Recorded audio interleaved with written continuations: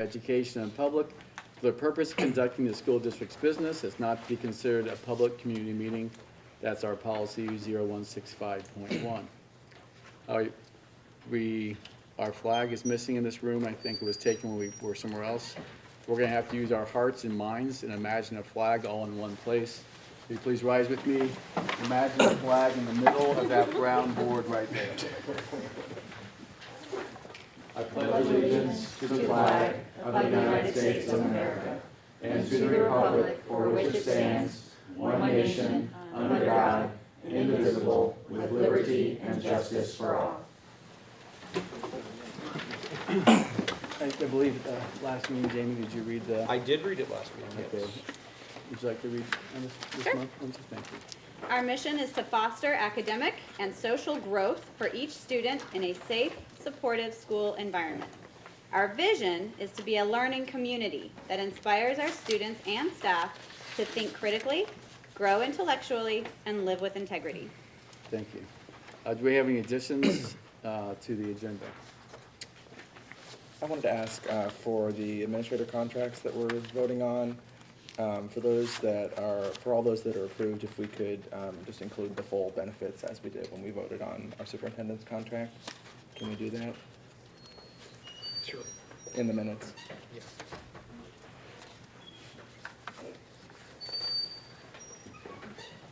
I also, for item I, there is one adjustment we need to make under the superintendent's calendar. The fourth staff member's name, it says Mike Fairman, that should be Mike Crody. Got it. Our students just got it. Yeah, G-R-O-T. Like the bakery. Yeah. Anything else? May I have a motion, please, to approve of the agenda? So moved. I'll second. Okay, all in favor? Aye? Aye. Item passes. We have a motion for the approval of minutes in the regular meeting of January 17th, 2023, and the special meeting of February 9th, 2023. I'll move. Can I suggest a? Oh, sure. Sorry, I guess I Yeah. should have mentioned that, or is this the right time? Yeah. I We still noticed. need We a second, second please. before We we need a discuss. second, and then we can discuss. I'll second it. There you go. Okay, for the minutes for the meeting 2/9/2023, I was not there, obviously, but I did notice a typo in the minutes. On the 1, 2, 3, the third page at the bottom, it probably should read, Dr. Banks stated that she agrees that the response, and then so on. But instead it reads, Dr. There's- Banks. There's actually an edit on that already. Okay, it's already Anyways, edited? Okay. I will read it off to you since I did not. Is there going to be an additional edit on this still, though? It hasn't been No, we'll change it for the changes that are approved right now? approved right now, so these changes will be part of that approval. Okay, thank you. Sorry, I was not prepared because I thought that maybe you had it. If it's already been edited to be grammatically correct, I think it's fine. The grammatically incorrect piece may be coming out. I'm sorry, trying to find the minutes.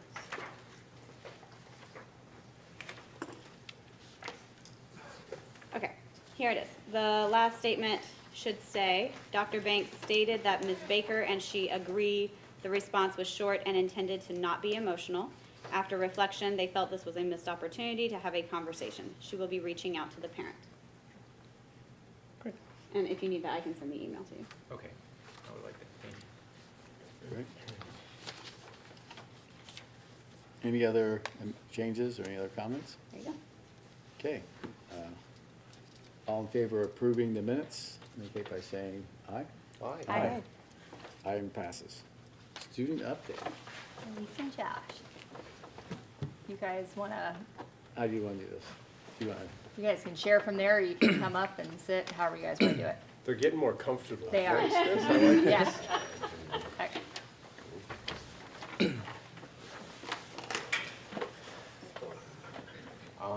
It's been pretty mellow of a month, but this month has been great because we're having a Black History Month presentation at PHC.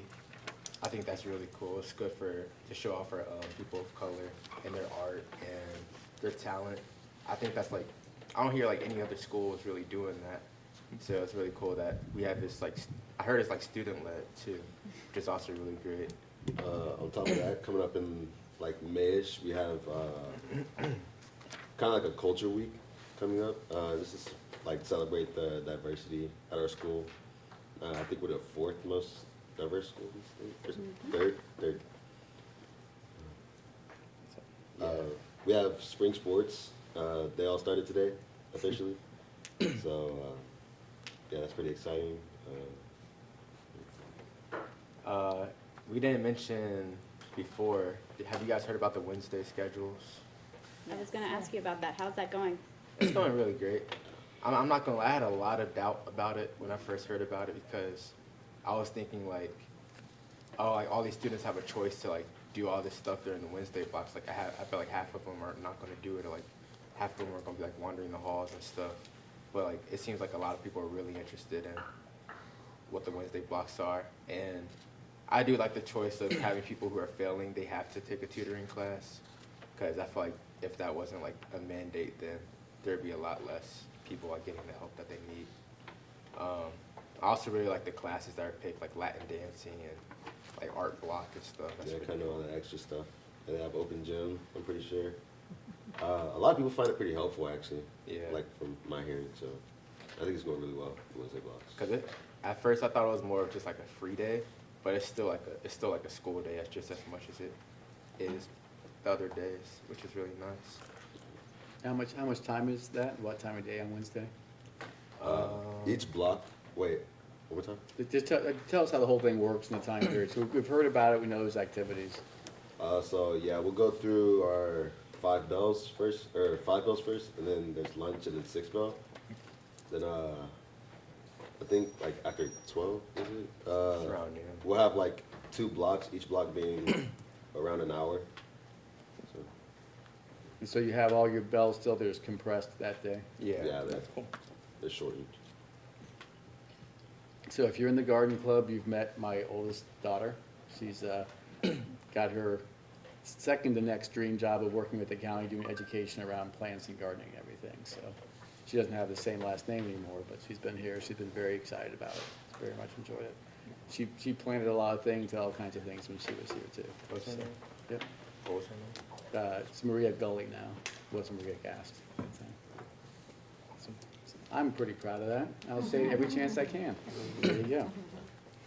I'd really love a presentation of some sort, if anyone has anything Yeah. that comes out of Wednesdays, because I've heard a lot of talk about them, and there seems to be a lot of misunderstanding with what's actually going on. Yeah. And if there's Latin And it- dance, I wouldn't be opposed to seeing people who have the guts to come show us what they Right. want. Oh, we'll work on that. Thank you. Um, Don't other. get too much, so is it? No, I don't. I really like the newsletter that we have. Well, at least the one that's on like the Plum. What is that? I don't know what's it called. I don't know the name of it, but the online newsletter that gets sent out to all the parents. S'more. Yes, more. Yeah. Sorry. And that's You're good. from the principal. Yeah. I just think that it could be a little more, like in the accomplishments section, I feel like that could be longer. Like, I feel like there's a lot of students that got like a lot of accomplishments recently. Like we had me along with 2 of my other friends who go to Finneytown. We just got like selected for scholastics, like an honorable mention, another golden key. Oh, yeah. And I think it would be pretty cool to acknowledge that in the newsletter or just anywhere else over Finneytown. Yeah. And maybe like some pictures and stuff too. And maybe just like not even just the newsletter, maybe some emails or just stuff like that. I think would be cool. Especially like colleges that give like a lot of scholarships. I feel like if any students gets a scholarship that they want to share out, they can be added to the newsletter and stuff like that. I just think it's really cool to acknowledge students' achievements.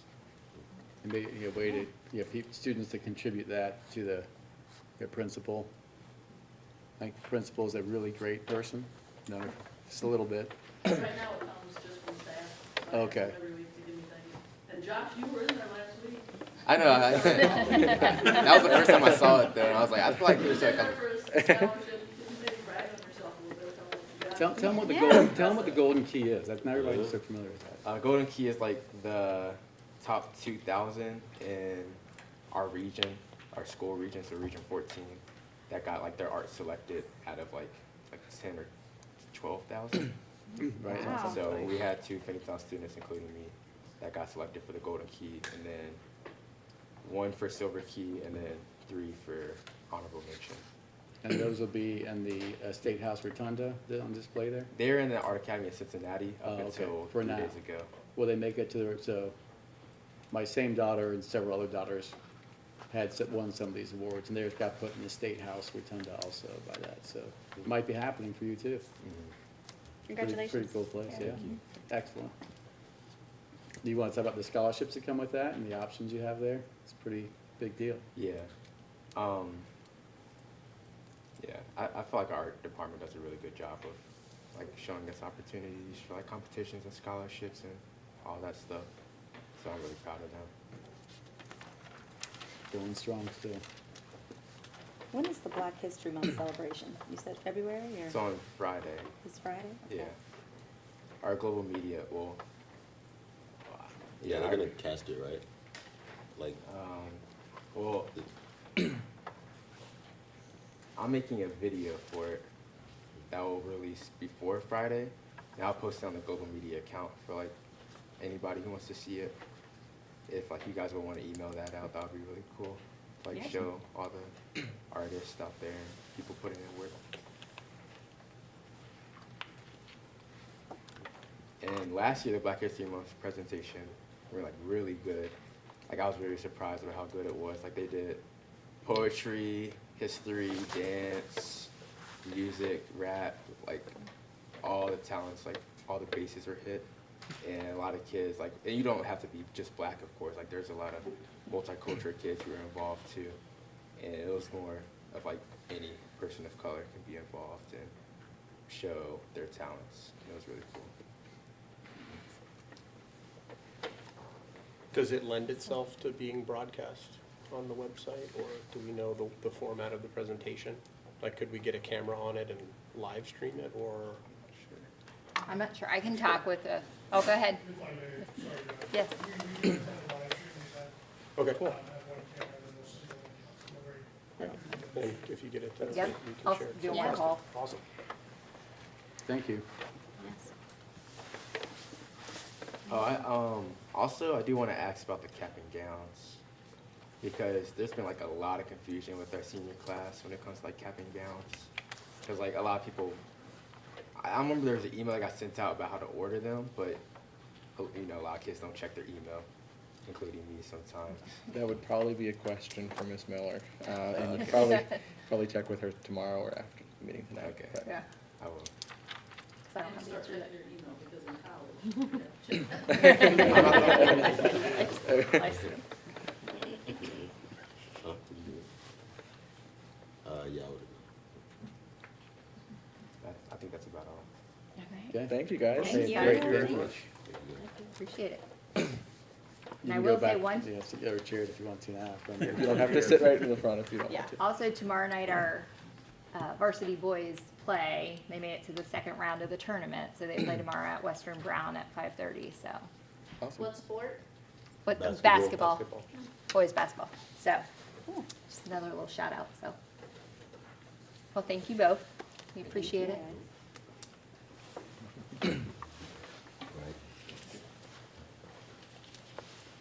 Okay. It's All right. okay to leave. Yeah. Thank you, guys. Go check your email. All right. I wanted to share a little bit about the work being done in the district tonight with all of you. So, It's on the screen behind you now. yeah, so you might want to shift a little bit. So, I want to start with just saying I'm grateful to the board for renewing my contract. I love the work I'm doing, I love our team, and I wanted to share a little bit about that tonight. I appreciate the trust and the support that is given to me, Dave, and our leadership team and the work that we do. And tonight, we're going to highlight that. This does not encompass all of our daily workings, but this encompasses what we are leading to help us create the future we seek. So, who who are we as Finneytown? Well, our mission, as was read earlier, is to foster academic and social growth for each student in a safe and supportive environment. Our vision is to be a learning community that inspires our students and staff to think critically, grow intellectually, and live with integrity. And our why, if you know Simon Sinek, he wrote the book, Finding Your Why, and our district leadership team about 2 years ago went through, and together we collectively came up with our why, which is to nurture each person's sense of self so they know they matter. And so all of this is important because this is what drives us every day, and this is what motivates us to show up and work hard together for our students, staff, community. So as I said, Simon Sinek is somebody we read a lot about, we listen to a lot of his TED Talks, he kind of guides us, motivates us. One of the things he's taught us about leadership is that it's not about being in charge. Leadership is about taking care of those in your charge. And so as a district leadership team, we work really hard on how we show up for our staff and students and taking care of those who are directly impacting the students day in and day out. And so what you're going to see is what that looks like for us. And then before I start, let me just tell you a little bit about our district leadership team and who that all encompasses. So I'm going to start with Dave. Dave has been with our district as the treasurer for 27 years.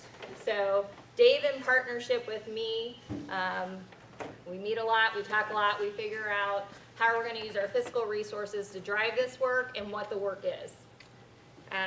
We have our assistant treasurer, Anita Ruffin. She has, in her second year, she is not only an employee, she's a resident of the district. She is the parent of 2 graduates, and she is a previous board member. So she brings a lot of wealth and perspective. Dr. Jen Dinan is our assistant superintendent. Previously the principal at the secondary campus, served as dean of students and as a classroom teacher. She's been with the district for 24 years. Eric Muchmore, director of culture and climate. Previously AP and dean of students, ELA teacher. He's been with our district for 17 years. Grant Anderson, our director of operations for the first year, and his first year of that. Previously principal at Whitaker, resident, parent, married to an alumni. He's been with us for 5 years. Carol Miller, the principal at our secondary campus, previously dean of students and classroom teacher. She's in her 29th year? Yeah.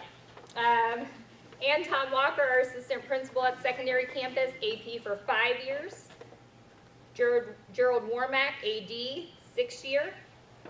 Lisa Samuel, AP, previously special ed teacher. She's been with us for 21 years. Meredith Baker, the principal at Finneytown Elementary. This is her 4th year with the district. And then we have Jesse Martin, who is our first year AP at Finneytown Elementary. Chad Yergan, who's his first year as our AP at Finneytown Elementary. And then we have our facilitator team. And so facilitators, as some of you may have known, we started 2 years ago with these positions. And it was an alignment around the work we're doing. And project-based learning and restorative practice is a big structure and framework that we're trying to get in all of our classrooms and in our learning community. And so we needed help driving that work, so we created these facilitator positions. They're teacher leads. They're similar to instructional coaches and other districts, things like that. They're on a teacher contract. And so we have a restorative practice facilitator in both buildings. At secondary campus, it's Ms. Tammy Dietz. Tammy was previously a math teacher for us. She's in her 16th year. Lauren Henline, who is in her 7th year, previously a French teacher, is now our restorative practice facilitator at the elementary school. And then we have our project-based learning team, and that is Mike Rosa and Mike Kennedy. Mike Kennedy is in his 22nd year, previously band director and band teacher. And Mike Rosa, previously global media, PE, jack of all trade, 6th year. So that is the those are who encompasses our district leadership team and who are leading the work of the district. And I just think that's important to name them and share the experience that we have at hand, because it is a gift. So last summer, the district leadership team came together and we did what's called a future search. And in that future search, we came together about what did our work look like leading us forward. And these had to be statements that all of us agreed upon and committed to. And so these 4 statements are what currently drive our work. Number 1, we are committed to co-creating individual pathway plans with each student focused on their gifts. 2, we are committed to hosting community conversations of possibility. 3, we are a collaborative learning community that facilitates student-led learning. We have restorative conversations that bring our community together. We identify, enhance, and empower students' gifts through project-based learning. Our restorative community allows everyone to feel safe and accepted. And our 4th one, we are committed to continually learning, unlearning, and engaging in conversations to create and sustain inclusive structures so that each student has the opportunity to achieve and succeed at the highest level possible. This is what is driving our work. So the first one, what does this look like? Pathways. We currently have a team working on designing a structure that is more preventative in nature. What we find this a lot is we get to junior and senior year, and our students are behind in credits, or some have not gotten the scores they need on ELA or Algebra 1. And so we're being more reactive, and a lot of times those conversations are, if you don't get this, this will happen, and kind of fear-based. So we're trying to flip that and create a more preventative and more proactive approach to engaging our students in what it looks like when they graduate. What are their options post-graduation? Military, career, college. And how do they understand those pathways and set themselves up for success? And so this will be ongoing. We're hoping to make it a retreat-like, where we have small group conversations with 8 to 10 students, and then have ongoing connection with them to help lead this work. And so one of the challenges we have is graduation requirements. They continue to shift. At the state, they like to keep us on our toes. So what the graduation requirements are for this group were different from last year's group. And so it's constantly reactive, and they so they keep kind of shifting on us. So we're bringing together a group of people to help our students be more prepared and empowered for what their future holds. How are we hosting our community? There have been a lot of shifts this year. This is an area that I hold a great source of pride in. Our Pro Action Cafes, those have been going on monthly. Those have been very well attended, and they've been an opportunity to engage in conversation. I'll talk a little bit more about those in just a second. We kicked off in the bottom left-hand corner. You will see a picture of our opening day. We brought all the staff together at Finneytown Elementary in a circle, and then we started a conversation and a story harvest around the work that we were doing. We had our open house and ribbon cutting, the picture's up there on the left. Great celebration, a lot of community support, community coming out and celebrating that event with us. We have monthly conversations with the staff at Finneytown Elementary and the secondary campus. Those are just open times where people can come together around conversations that matter to them at a staff level. We've had one support organization gathering. Now I say one, but there were seeds planted from that I do think will help us move forward. And we're also working around some things with athletics. So I'm excited about some of that work and where that will take us. We're a part of Springfield Township Business Network, trying to create those connections that can hopefully help our students as they look for apprenticeships, future employment, and other ways to partner with them. We have Wildcat Connection, which is a small group of students that we engage in monthly conversations with. And then we have our book study with the board, staff, and administrators around culturally responsive teaching. So this is a formal invitation to everyone in the room. Our next Pro Action Cafe is March 16th. I think it's actually March 6th. Did I send that out? I'll double check that and send it out to the community. This is our monthly conversation. This is where we invite the community to come forward and bring the topics that matter to them. So I know many of you showed up today because there's something on your mind and working on your heart. And so this is one space where you could come and engage in conversation around that. We are also hosting a conversation specifically on Whitaker on 228, so put that out there. But we've talked about things from mental health, we've talked about bullying, we've talked about gifted services, we've talked about special education services. It's whatever people bring that's working on them, and we engage in small group conversations. There has been action that has come from this, so I would, this is something we hope to continue, this structure, because we've had a lot of buy-in and participation from our community. Sorry, it is the 16th. What is it? It is the 16th. It is the 16th. Yep, that's right. And just to Thanks, Jen. reemphasize, these aren't preset ahead of time. There will be some administrators or some people might come from the district, but if you have a topic you want to bring, this is a place you can bring it, and it will be discussed, and people choose to come and join those conversations that you bring to this. And it's held here? It's at Finneytown Elementary. Yes. All right.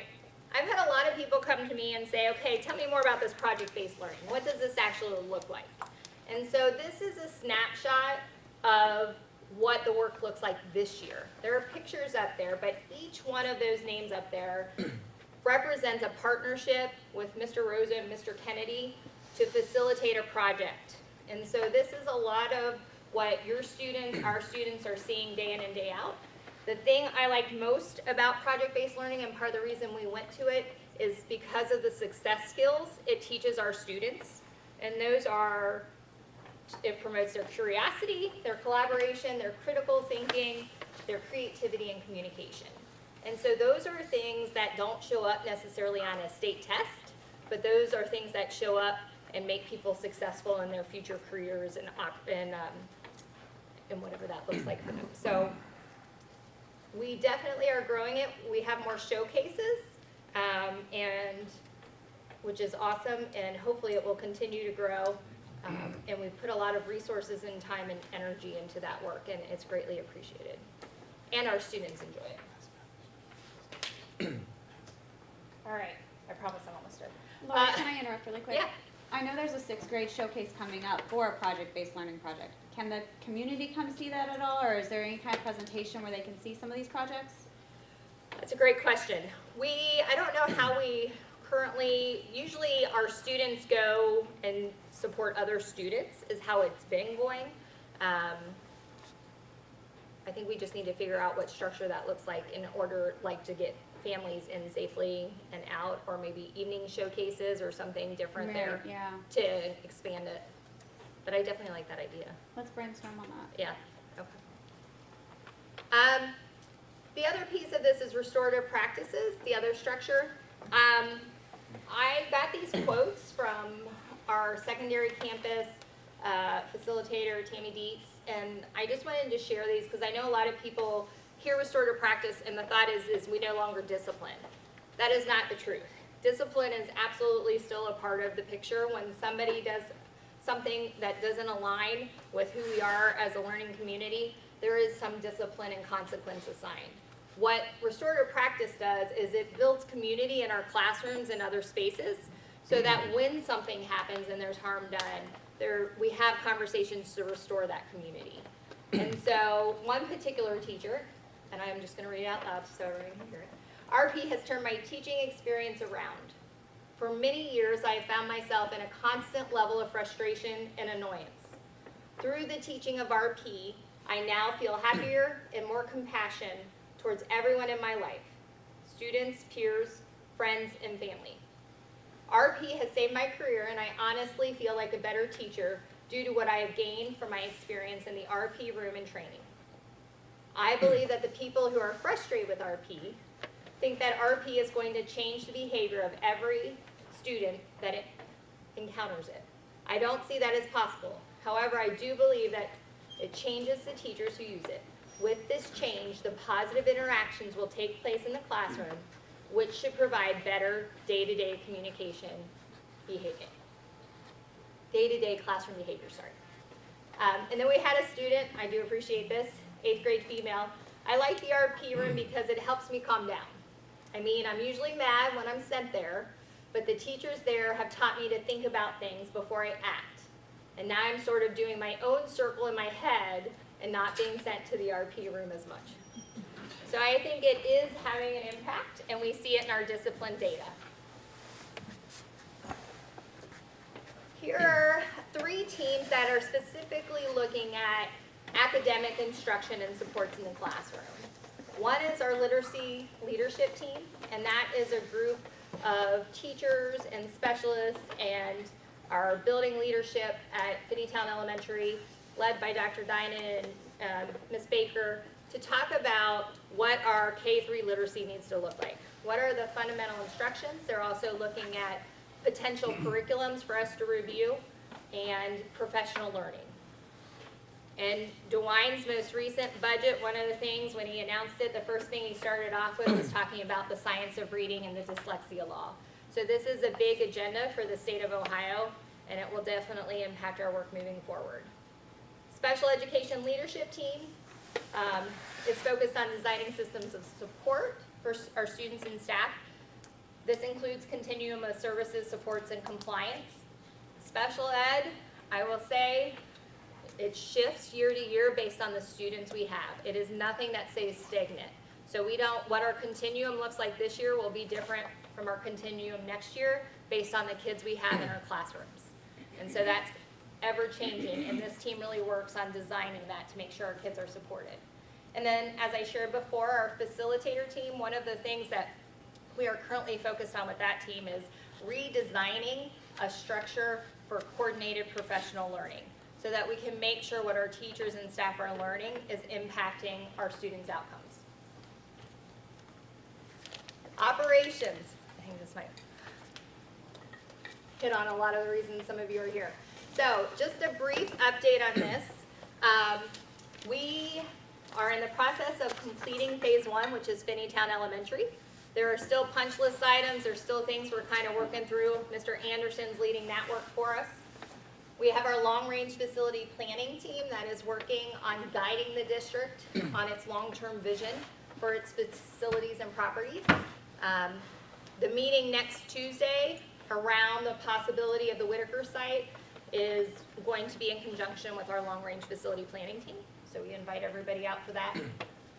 Phase 2 of our project, the secondary campus, we have received in the fall the OFCC approval. Tonight, the board will be taking action on the certification of conditional approval.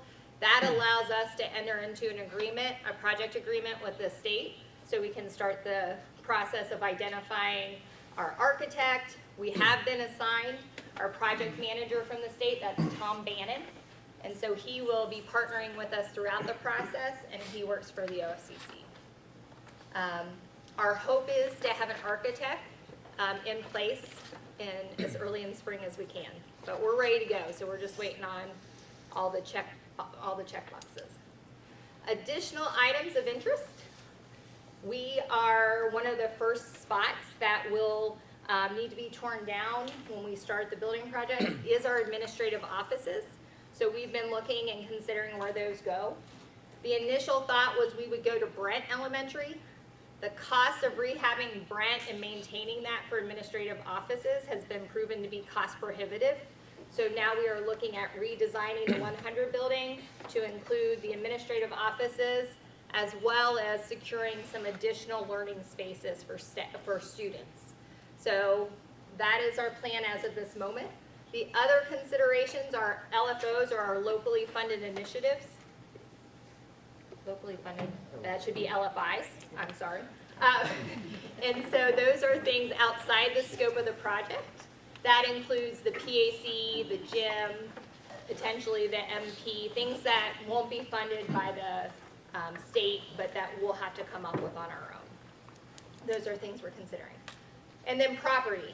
We have Whitaker, Brent, Exceed. The Exceed house is the house that sits right across from Winton Road or Finneytown Elementary. I don't know the exact address. But we own a house up there, and then Cottonwood property. Part of our work is figuring out what are we going to do with that. Right now, the conversation has been that Whitaker and Brent would be demolished, and then we need to figure out what's next for particularly Whitaker, Cottonwood, and Exceed. And so that is part of the challenge and the conversation right now. Communication. Right now, we have a communication plan. These are the ways we currently communicate. We have our building newsletters. Each building principal sends out a newsletter. Either secondary campus goes out Friday, and Finneytown Elementary goes out Sunday. Community updates, those are sent from district office. Those are usually around monthly, but it's more driven by what needs to be communicated. Social media, which is down below. We do have an Instagram, Facebook, Twitter. Twitter we don't usually use too much because right now there's just not a following, but we do have Twitter. This year, at the end of last year and this year, we've started a podcast that is led by Eric, much more, as well as Mike Kennedy, his co-host. This season, they are doing a lot of alumni and discussion about what's possible, and so it is interesting. I'm happy to share this at some point, but there is a link to it. Our gatherings, which we talked about, Finneytown Quarterly is also something new, which is sent out at the end of every quarter to showcase the work being done by the district. If you're interested in receiving them and you don't currently have a student or you're not on our mailing or email list, just let me know, stop before you leave, I'll get your information, I'll make sure you're included on this so you receive it. It's great, does a great job of highlighting what's going on in our district. The website, Mr. Anderson last summer redesigned it. We're still working on it. We're hoping to have a community page where people can go, one-stop shop for volunteering, support organizations, things like that. This year also, for the first time ever, we've had live stream events, which is really exciting. We have live streamed a band concert, and that was also led by Eric and Mike. We are hoping to have some new things with our spring sports. Watch for that coming soon. And we also have our new sign on Witten Road that we hope to use to communicate to people driving by. So that's a little bit about communication. Fiscal stewardship. So there are certain challenges we face with anything fiscal, and I did want to talk just briefly about these. Some of them are legislative, some are market. We can't necessarily control the market, and we can't control, but we have to be responsive to legislation. And so there's a couple significant ones that are coming down the pike, just if you are in or into legislation or into advocacy. One that particularly could be harmful to public schools is a backpack bill, which is looking and gaining some momentum. Currently, what it would be is for vouchers, so that students could go to the school of their choice. They are trying to up it to where 80% of the students in Ohio could choose where they go. This would have a significant harm for public schools. And so I know I am working with a group tomorrow, and we're working on some response to this, advocating against it. The other thing that would be a benefit that we're advocating for is fair school funding. Governor DeWine did promise to continue the phase-in. What we are advocating for as public schools is full funding of our public schools. And so that's continued work at that level. Our goals as a district are to live within our means, not our wealth. And so we think by doing that, we are going to be able to extend the time before we need an operating levy. And so being very aware of what we have. ESSER, as many of you know, it was a great amount of money that came in. The challenge is that money ends a year, 2025. Is that right? Yes. So when that money goes away, we're already preparing for that cliff, because right now we have an influx of funds, but once those go away, we also have to be responsive to things that we may have to then say no to. So some of the things, 20% of those dollars have to be spent for learning loss. So some of the things that we do around that include our summer ELO program, which is extended learning opportunities, which has been awesome the last 2 years. If we want to continue that, we're going to have to figure out how to fund that differently, because right now that's all out of ESSER. We were able to put a new gym on the roof because ESSER allows for providing additional. You said gym. Gym on the roof. We know Oh. you work on the gym. I saw everyone's face and I'm like, what did I do there? Yeah, thanks. Which, because ESSER allows for creating additional learning spaces and some of those pieces.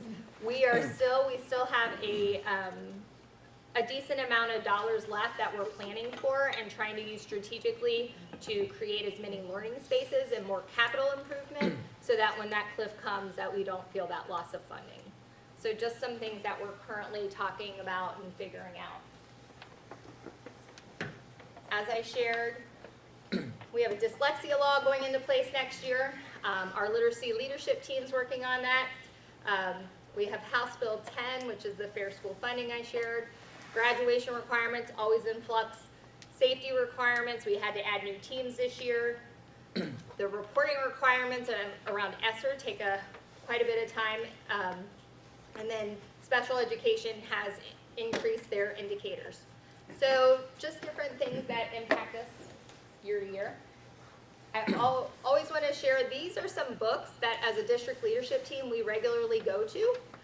This is not a comprehensive list. You can ask anyone sitting over there in the back. We are a group of learners and readers ourselves, and so we always have a book in almost any meeting we're in that we go to help with our learning and our reflection to try to do the best job we can. So lastly, because I like to end with quotes, this one is from Amy Poehler. Find a group of people who challenge you and inspire you. Spend a lot of time with them, and it will change your life. So our district and building leaders, they challenge and inspire me each day. We spend a lot of time together, and they have changed my life, as well as our students, staff, and our families. I'm so excited and honored to be a part of this team and the journey towards our work moving forward. So thank you, and that's what I have for my administrative report. I've got a question. Does the secondary or the elementary school have any gifted programs? We do. Okay. Yes. Okay. Yep. They start at 3rd grade. Third grade? No, we- Over here. Carol, Since we have so many community members here, if you or one of your neighbors, you notice needs yard work, things like that, one of the components of our Wednesday schedule is we have some students who go out and will do community service projects. So I know we had one community member reach out and we needed some help. But if you know of somebody, especially somebody elderly, live down the street, next door, or whatever, just reach out to me. I'm sure you can find my email on the website, but if not, I can get your information after this. We definitely want to get out of the community and help where we can. Okay, that was a really good presentation, Yeah, good information. I'd like just some applause here. Maybe because Rory wouldn't want that. Okay. Does that conclude your administrative report? That's what I've got. Okay, didn't set a time. I know, sorry. I tried to be brief. Okay, now is public address. And so that if anybody else wanted to speak to the board tonight, you can have up to 5 minutes. You have a blue sheet you would turn in, just has your name and address. We have 3 people who've asked to address the board tonight. I'll just read the top part of this, kind of gives ground rules. The board believes it is in the best interest, its best interest, and the best interest of the students of the district to hear comments from members of the public. It has been therefore a long-standing practice of the board to encourage and allow residents to speak at the public meeting. This may be done by completing the bottom portion of this form and giving it to the board president prior to the board meeting. The following guidelines ensure that anyone interested in addressing the board may do so. The board conducts the business of the school district in an effective and efficient manner. Presiding officer will acknowledge those speakers who have notified the board via the superintendent via the public address request form. Each speaker is limited to 5 minutes. Each speaker addressing the board must state their name for a public record. Any materials or handouts must be presented to the treasurer for the record. The naming of individuals, profanity, abusive language, and speeches that invade individual privacies will not be tolerated or permitted. The board will take no action regarding the matters or issues presented through public address in the meeting in which the public address was made. All necessary follow-up will be made verbally or in writing at a later date. Jen? Is that good? My name is Jen Ortiz. I wanted to just address the board and the administrative team. Two things I wanted to pass on a thank you and a request. I wanted to say thank you to the board and administrative team for the work that they've been doing and continue to do, working on the bullying policies and procedures and just in general on how to best serve our students with their whole selves and their whole needs. My request is to just please continue to keep a strong focus on mental health of our students and community, and support for the kids as a whole person. I know of an upper elementary student, I have permission from the parent, but I will not name names. I know of an upper elementary student who is really struggling with mental health right now, and it has just been really prescient for me that it's an evident need, that our preteens and teenagers are struggling, and that the way peers treat each other and the way they feel supported or not supported has a big impact on them.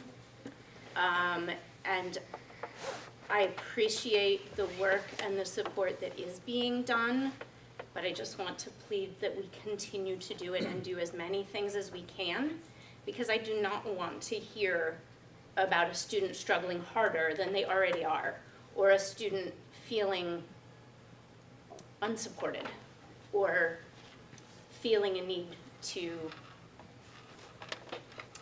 resort to anything drastic, because I don't want that to happen in our community for anyone. I will say that of this student that I know, I do really appreciate all that I've heard about how supportive the staff in general have been for this student and for this family. So again, thank you for that, but let's not stop, please. And kind of supporting that, thank you for the support of the arts and the extras that our district does too, because that makes a big difference to some, if not many, of our students, because they might not get what they need outside of school. So thank you for that. And that's all I wanted to say. Thank you.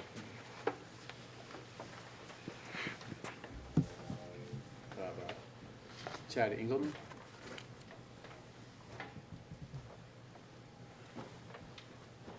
Evening, guys. Thank you for letting me speak tonight. Chad Engelman, 871 Finney Trail. I'll send you my notes so you don't have to write them down. For all of you who don't know me, I served on the board for 4 years. I've been off now for 14 months, and I've become a band dad. So that's my new role in Finneytown. I'm going to split my speech into two, and I'm going to give a few thanks. Dr. Banks, it can't be easy to work for us here in Finneytown. Thank you for what you're doing. Mr. Oliverio, it can't be easy to work for us, so thank you. To the people in the back of the room, thank you for working for us. You guys are great. Dr. Dinan, Ms. Miller, Mr. Anderson, thank you. Mr. Muchmore, thank you. Mr. Walker, who's not here tonight, someone needs to give him a thank you for me. Can someone hug Beverly before she leaves for me, please? We have a employee who is leaving us for retirement, moving on to the next stage in her life, and she will be missed. She helped me immensely when I was on the board.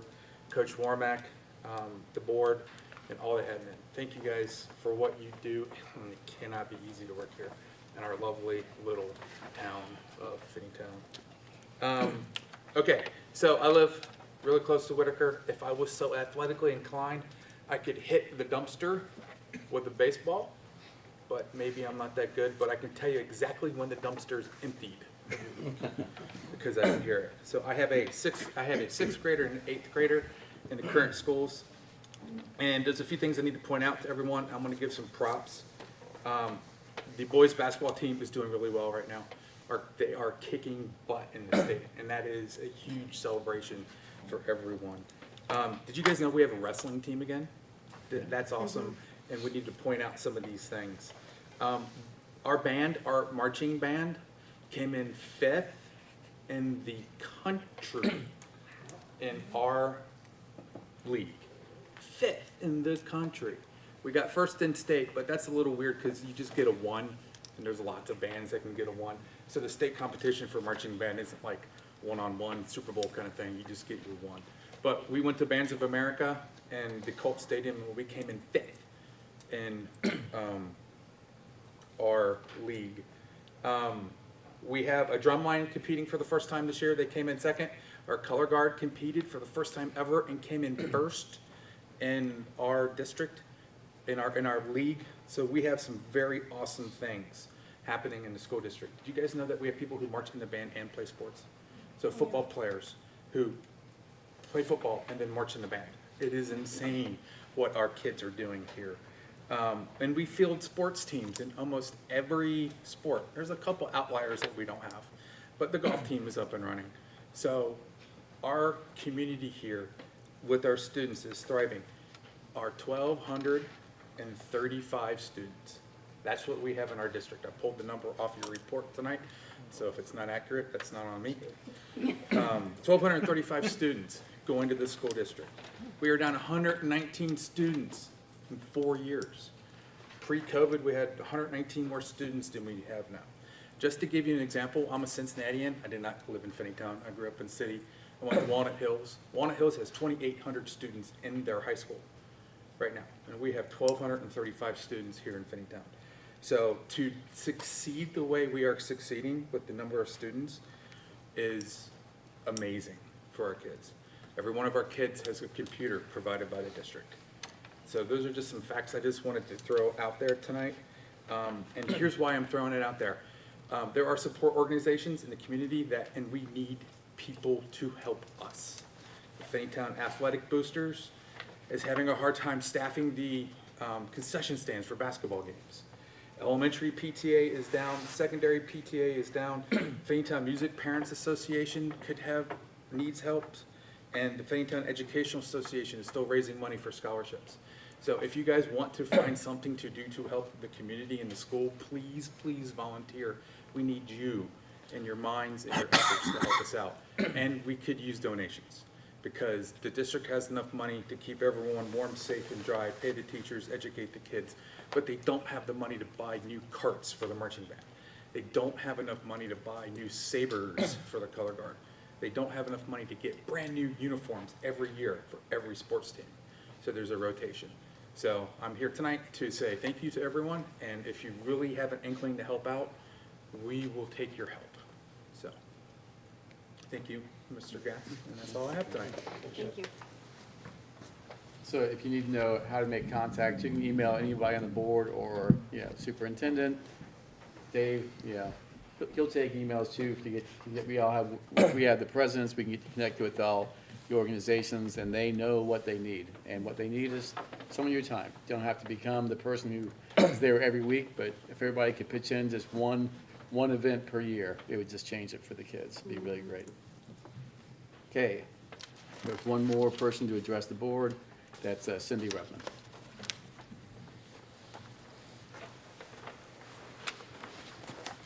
I'm not really a speaker, so pardon the nerves as they will eventually take over. So I'm also here to thank the board and everyone that's been involved for taking a slow, deliberate process to decide what to do with the Whitaker property by engaging the township and possible professional developers to learn about and understand the possibilities for that property.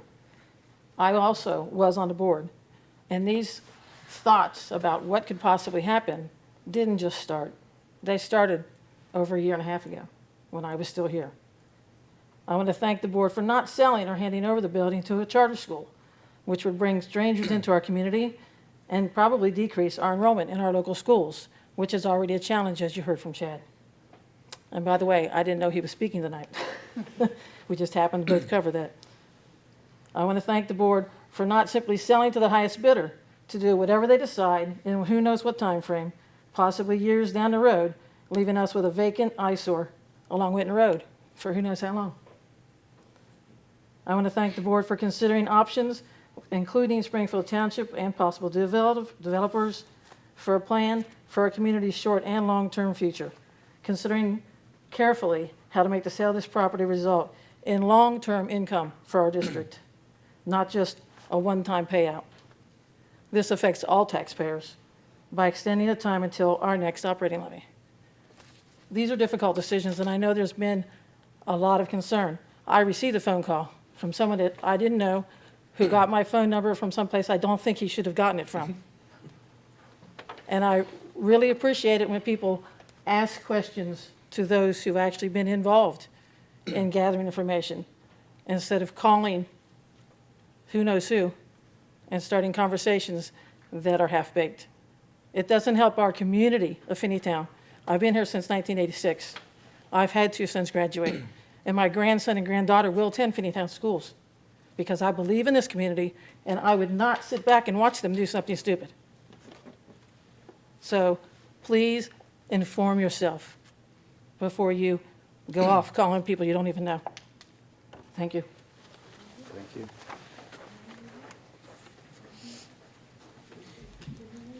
Okay. So it's now time for board coordination. Mine will be fairly short, so I'll just go ahead and start. Did not attend the Finneytown Education Foundation meeting this last month. I'm on some committees that also didn't meet. That part makes it short.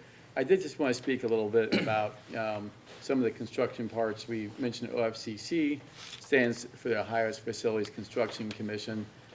In discussion with some people here earlier, I talked about our partnership with the township and how they're kind of have opportunity to work with us and double check our work. Help, you know, it's a type of authority, but it also gives me assurance that we'll be doing well. One of the things that was kind of mentioned up there about the OFCC is they're providing a project manager. These are people who've been experts in working with districts to build buildings all over the state. So another place, you know, there's times where I'm not the biggest fan of the legislature decisions. I'm sure we've all had our decisions the legislature makes we're not fans of. But one thing I do appreciate is the partnership they come and the expertise they bring and to this project of the building the secondary campus. And so, I mean, yes, the whole roller coaster ride, do we get money, do we not get money, the secret second line, it's a very long story, but they're here now, they're bringing the expertise, and I look forward to that, the strength of that partnership. You get mine done. I'm not a speaker either, so for those of you who don't know me, my name is Jaleesa McMullen. I am new on the board, and I'm also the PTA liaison as well as student achievement. I was able to attend the primary PTA, and I do have some notes that I took away from that. We have our first family engagement Black History celebration, and that will take place on March 2nd from 5:30 to 7:30, which I'm really excited about over at Finneytown Elementary. It's a great way to show off our diversity within our students. We do need help with that as far as items that will be needed, as well as volunteers to make this happen. We have different booth rentals that you can, and vendors coming out. We're gonna have games, crafts, so we need your help to make that happen. So, also congratulations to Taylor Tyson. She received the Outstanding Educator Award for the PTA. So we appreciate her support and all of her hard work and dedication to our students and our community. Also, Penny Roundup is going on, so if you have any spare change, donate your change. And all of that goes back to the PTA. And the students, the class that wins will receive extra recess. So that's really important for our students. Once again, Chad said it, there's a big demand for help. We need your help. It's seems like it's kind of the same parents kind of leading everything. It's a great way to be involved. Come out, get to know your community. It's great. It's great knowing different parents and networking and being in the know. So if you're interested, reach out to Brooke Woods. She's the PTA president for the primary. For secondary PTA, they have after prom coming up, and the theme is around the world, and they still need volunteers for that as well. They have an overnight where the students stay from roughly midnight to 4 a.m. So there's going to be a demand for lots of volunteers for that as well.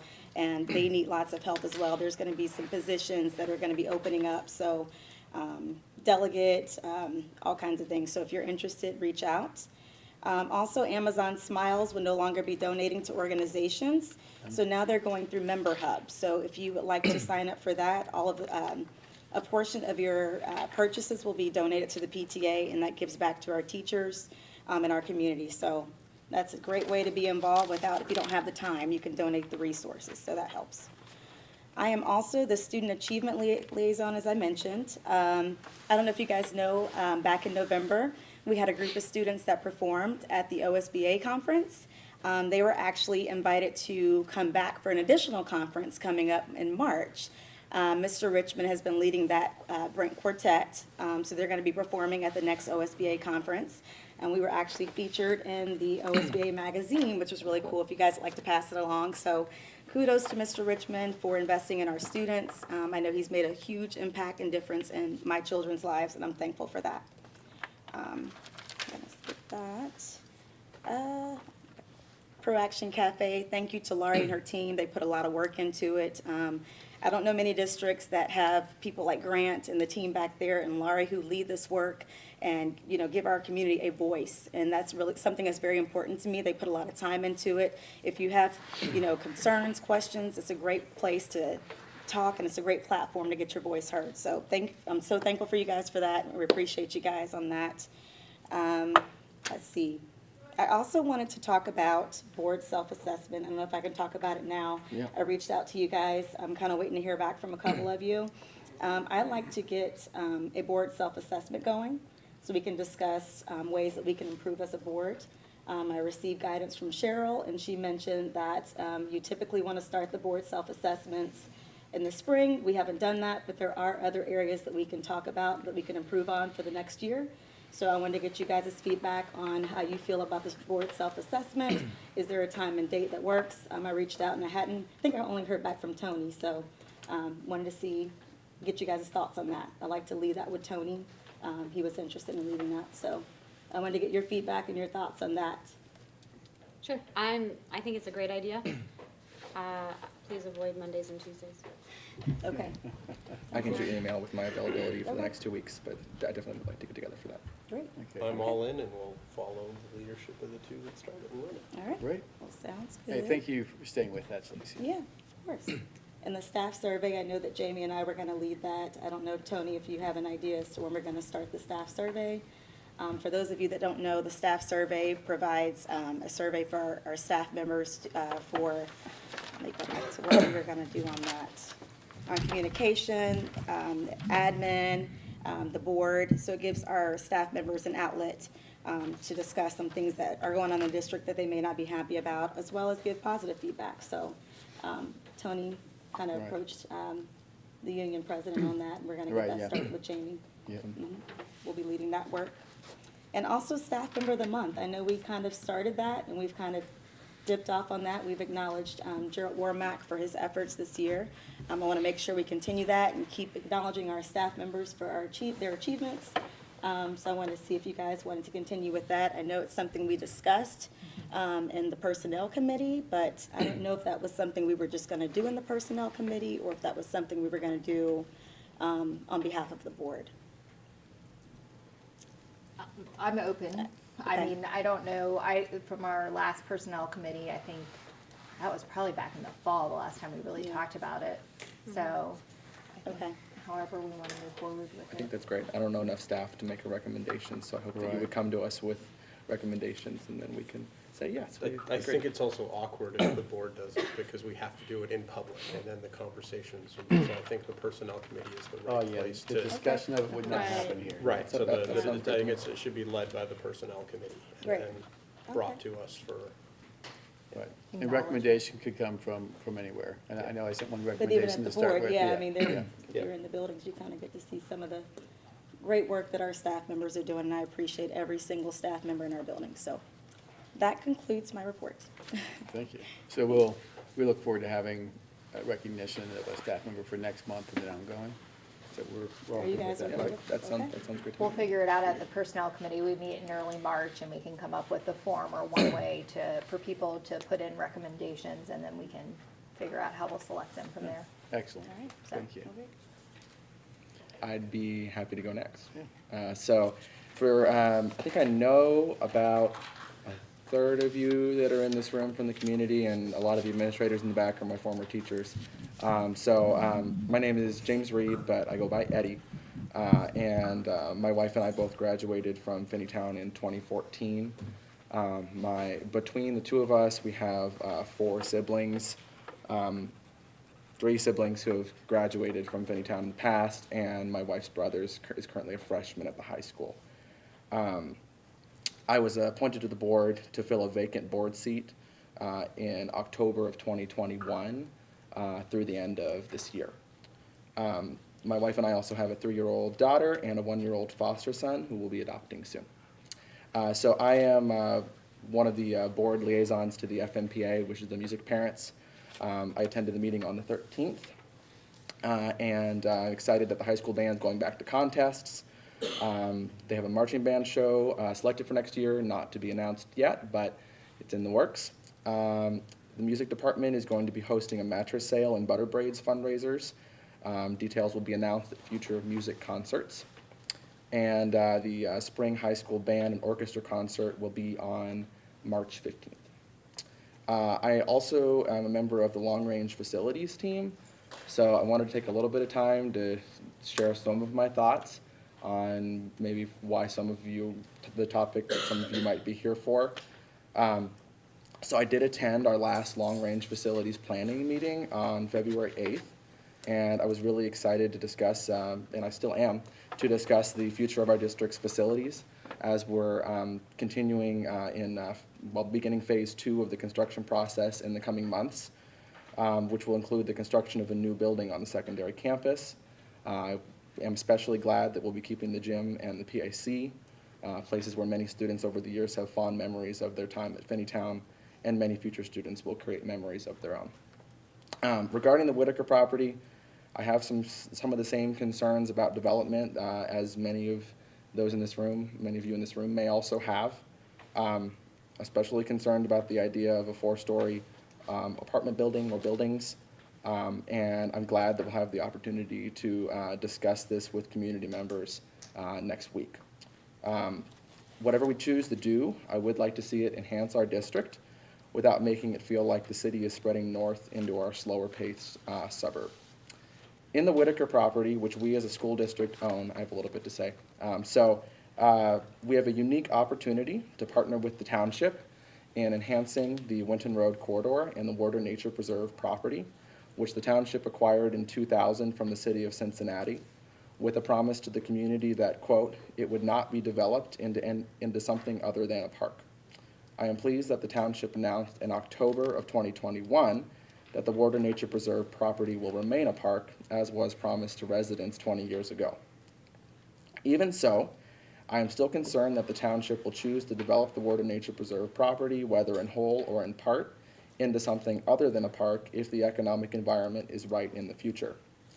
The 2016 update of the Springfield Township Master Plan includes a road starting at the light at Timber Trail and Winton Road through the current site of Whitaker Elementary School, with a, quote, mixed-use development of Warder that would include residential, office, retail, in addition to park and community gathering space, green space, and community arts. Even as recently as 2019, pre-COVID, the township was considering a development of the property as evidenced by the presence of a sign in the field at Whitaker on school district property, advertising the Warder property for development. I do think that we should take this history into account in our planning for the Whitaker property, and I'm hopeful that the township will continue to honor their commitment that Warder Nature Preserve remain green space. As board members, I feel that we have an obligation to do what is best for the residents of Finneytown, residents who have distinct interests that differ from the other residents of Springfield Township. I would like to especially thank those community members who do not currently have a student in our schools, but are consistent and strong in their support of our district. As Finneytown only exists as a school district, our community is inextricably tied to our schools, and it is our responsibility as school board members to be faithful in our commitment to our residents. I'm looking forward to hearing more from community members at our community conversation a week from tonight on Tuesday, February 28th in the Media Center, which is where we're meeting right now. And I would like to echo Dr. Banks in encouraging all residents with an interest in the Whitaker property to attend. I am optimistic that moving forward, we will be able to make a decision that looks to the future while remaining faithful to the Finneytown that we all know and love. And that's the end of my report. Okay. I didn't see other paragraphs. I didn't know if you had anything. That's a different matter. So. Great, thanks. So just from those things, if you haven't had the butter braids and you don't know what they are, they're really, really good. You get them, you let them thaw overnight, they raise, you put them in the oven. You I got do them. have to Extremely let healthy. it thaw So- overnight. It has to A lot rise. of people did not realize that last year. It's like it's real yeast, so you gotta do that. So is Member Hub, is that, they would do that through Amazon? Is Member Hub something different as a? Member Hub is what the secondary campus uses for their memberships. Okay. Another thing you can do, if you want to talk to me at all about Kroger rewards, you can sign up for the PTA. I'm very expertly informed on how all that works and how you doesn't affect your fuel points, that kind of thing. I can, I'll even help you sign up. I'm that much of a person who would like to see it happen. And it can take sometimes on a reasonable amount of time, but I will still do that. It's free money for the PTA. Now I'll pass along. Lindsay. I had several meetings this week, so bear with me, or this month. Boosters. So I met with the athletic boosters. They expressed concerns for fundraising, especially with the upcoming demolition at Whitaker. They're worried about the property and having space for their big parking fundraiser that they do every June. I have already passed on their concerns and questions to Grant, so hopefully as soon as we have any kind of answers, we know that this is a big deal to them. We're going to do what we can. We just don't know what we can promise yet. They also had a lot of comments on spaces that really do need some upgrades. So even if we don't have funding for them with our LFIs, we need to consider some of these spaces needing upgrades for mainly the concessions and the bathrooms outside for the football stadium. They were pretty concerning comments made. So I just want to pass that along. And then I think several people have said it, but they really need help with concessions. They're looking now at what can they do, how can they incentivize people to help, because with the parking especially being in question, they don't have any other way to raise money right now. They need those concession sales, and if they don't have people to work the concessions, they don't make the money to support the athletics. So anyone who would like to help with concessions, just let me know, and I can set you up with the boosters and let you know how to get a hold of them. I also met with the FAA. They currently have open registration for baseball. Please tell your younger children. Don't forget they offer pre and T-ball. Soccer just closed.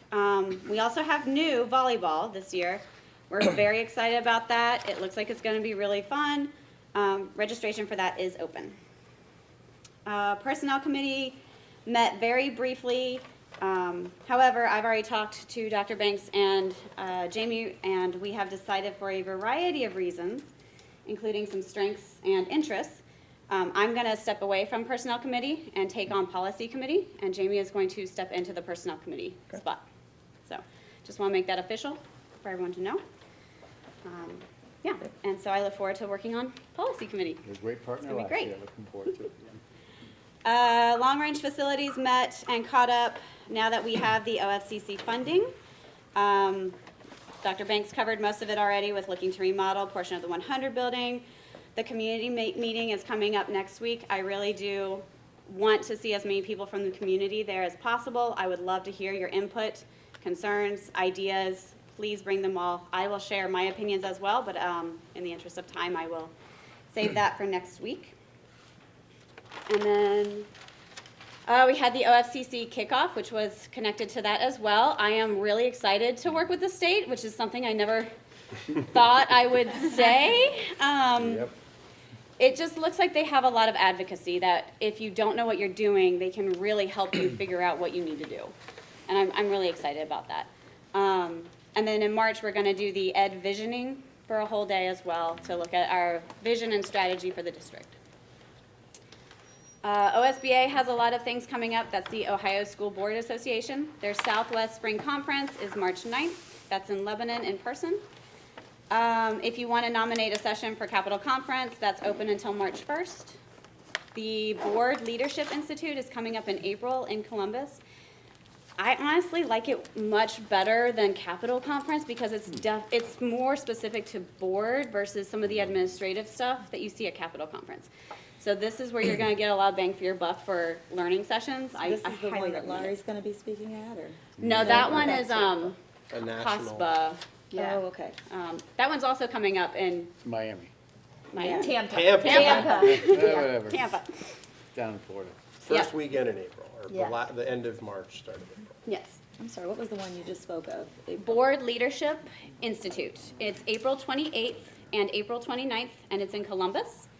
Registration right now is open. The cost goes up March 1st. I need to look at my work calendar, but I'll let you know. I do want to go. I just got to check my work calendar. The February 3rd podcast was on the Open Meetings Act. I thought it was very informative, so I highly recommend it to anyone who wants to listen on the board. State Legislative Conference is March 21st, and then there's a 4-part webinar examining challenging environments in public schools. First one being on poverty and education. That's coming up March 8th, and it's a webinar, so it's virtual. And then they have Teacher of the Year as well. The deadline for that is March 31st for anyone who wants to nominate Teacher of the Year. And finally, Beyond Differences Finneytown, we met February 7th. We had a slight issue with getting the agenda posted, so we mainly worked on understanding what requirements are needed for a board committee legally, and then introducing ourselves. So we will meet again 23rd, on the 23rd. So we'll talk purpose, expectations, and the next steps. And that's it. I would like to speak a little on volleyball. So one of the great things about FAA picking up volleyball is I had a daughter play volleyball, and Finneytown, yeah, they won some games. One of the important things was having younger people get involved with volleyball, and with volleyball does come a chance for scholarship. So a lot of times building up in the FAA and then having our students more ready as they get into high school for that. They've been talking about that for a while now. It's really exciting that they've managed to get that organized, get that together. The coaches are really excited, and they understand volleyball. They've played it before, so I'm looking forward to seeing their games.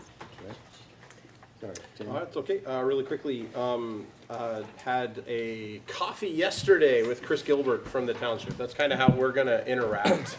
Our discussion was it won't be official board stuff unless the board asks me to talk to them about stuff. But we're just going to touch base, and maybe I'll get some insight from some Springfield Township stuff, and that sort of thing. Like we talked a little bit about Arts Connect being in the Brent building, and how that's helped them out, and they appreciate it. Then some legislative stuff. I mentioned to Dave earlier. Lori, you mentioned about the science of reading. Is that the curriculum we use? It's not really a curriculum, it's more of an approach and an Okay. understanding of a methodology around teaching reading. And so that is part of the work of that literacy leadership team, is looking at that and building capacity for that as we move Because forward. word is it's going to be, It is the thing. it's the going to be thing, yes. mandatory from the legislature. Another thing coming from the legislature is they're considering a change in taxes. I think I should let everyone know they're considering dropping the income tax and raising the sales tax, which will have a very, I think, negative impact on a lot of the residents in Finneytown and Ohio as a whole. But there will be a drop in revenue, and because of that, they're considering cutting school funding and county services funding. So talking about fair funding and the whole bit, there's going to be another hurdle probably that's going to have to be addressed with that. And the last thing, Lori, that presentation, great. I don't know how much you like the limelight, but I would love to consider a state of the district where you have a chance to, I really think more people could see it. That presentation was, I think you were shining, and I think more people, if they had the opportunity to, not in this kind of meeting, but on its own when it's announced, I think it would be extremely beneficial for everyone to do. I don't want to put you on the spot, even though I just did, but I think it's something that I would like to investigate the possibility of. So that's me. Okay, thank you. Anything else? Okay. Need a motion for item 9.1 under financial matters, adoption of the consent calendar. I will move. Second. Okay, Mr. Oliver will take us through financial matters. Sure, the first item is the monthly financial report for January 2023, we had total revenue in the general fund of $3,132,463. Fiscal year-to-date revenues for the year, $12,894,606. We did collect almost $2.5 million in real estate taxes in January. Total expenditures in January, $1,507,117. Fiscal year-to-date expenditures in the general fund, $11,412,511. Cash balance in the general fund at the end of January,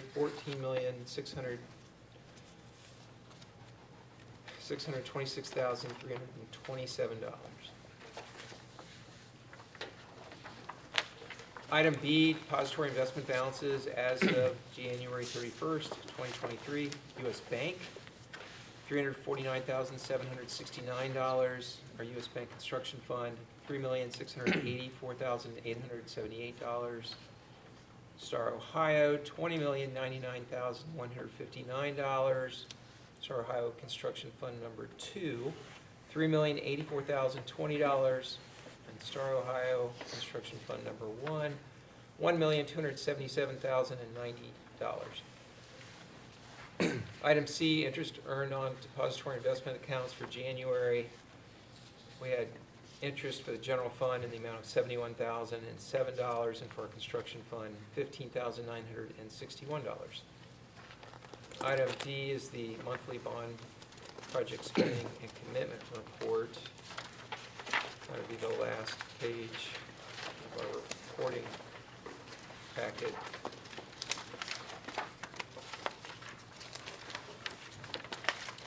So looking at the top section of the project, we have expended so far on this project $23,551,261.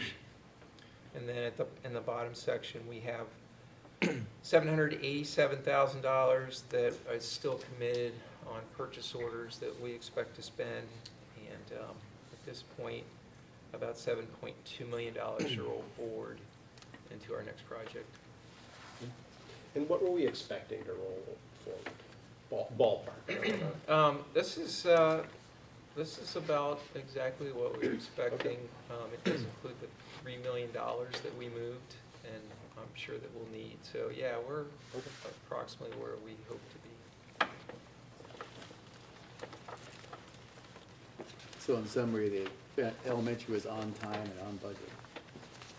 Sure. Sure.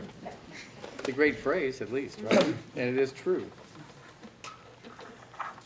Okay, any other questions? Or item E is a recommendation to approve the establishment of accounting fund. This is the Construction Facilities Fund, which is Fund 10. And this will be used to receive and expend monies associated with the partnership with the state, the Ohio School Facilities Commission funding. And then that would conclude my report. So is this resolution pretty standard, like provided by OFCC, or? We do this every time we're using a brand-new accounting fund, and this Okay, is so the this first is- time we're using this. Right, one. this is just establishing a new fund within the county. Got it. Thank Yes. you. Nice to see the interest coming in, 71,000. Yes. It's gonna be, do you have like a chart of like records for that kind of thing? It's gotta be We're doing pretty well right now. doing pretty well. Yes. Okay. Any other questions? Mr. Olivera, may I have a roll call vote, please? Ms. McMullen? Yes. Mr. Ray? Yes. Mr. Reed? Yes. Mr. Gast? Yes, Mm-hmm. Ms. Lee? Yes. item passes. I have motion for adoption of the consent calendar under the superintendent's recommendations. Item 10.1. So moved. Second. Okay, Dr. Banks, please take us through this. So item A of the consent calendar is an approval of a resolution of participation with Hamilton County DDS.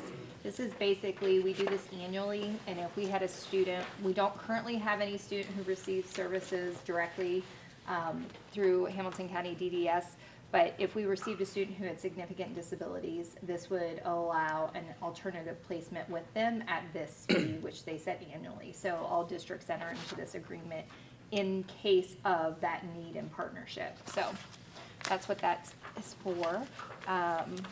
One of the other, let's see, most of these are just, item K, again, is our current list of subs, which is pretty substantial. Item L is adoption of a resolution for approval of service fund payments. And this is for the attendance of that conference that Jen and I are presenting at. And then item M is donations, acceptance of donations. We have 5 ballpark series fields, 5 bobbleheads, and 3 books from the Cincinnati Reds Hall of Fame, valued at $500 to Finneytown Elementary, from Millard H. Mack at 302 Compton Hills Drive. And then we have a cash donation of $25 to the Finneytown Local School District Social Work Fund from Stephen and Joanne Burning. And so we are always appreciative of those who make donations to our learning community. So, and then the rest are personnel matters. So this is Nancy Busher returning? She is returning. Karina, who was in that position, had another opportunity, so she left, and then Nancy had applied to come back. That's wonderful. Yeah, so. Lori, if I could just point out, item B, acknowledgement of resignations. It is recommended that the board acknowledge the following resignation, which has been previously accepted by the superintendent. So Bev retiring it's a big deal. Yeah. And it's, she's been very helpful to me in the role, and I'm sorry to see her go, but happy for her getting the opportunity to do other things that she wants to.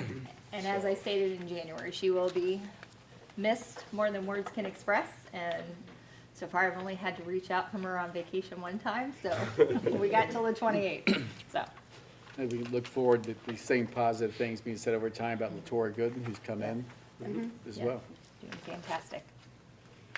Can I ask a question on the substitutes? Yes. There was a little bit of concern brought to me about a sub that I had issues with that seemed not qualified at the elementary school. So I just wanted to ask about the qualification requirements for the subs, and how is that vetted through the service that's provided? I know it's the comprehensive service, but how do they vet subs? So our partnership with Sub Solutions is what I call them. They do onboarding, including training. Right now, the qualifications still are required of a high school diploma. It is different from what it's been in past years due to the shortage. We do, however, but at the building level, if we have a sub that's not a great fit, we can tell them that they are no longer a fit for us, and we would not like them to return. And we have done that. Yeah, I didn't bring this because I knew that had already happened, I think, but Yeah. I was curious what the vetting process Yeah. was. I know the degree is the high school diploma is the minimum, but do they ask other questions? Do they have an interview process? They do. They have an application process, and then they have an onboarding.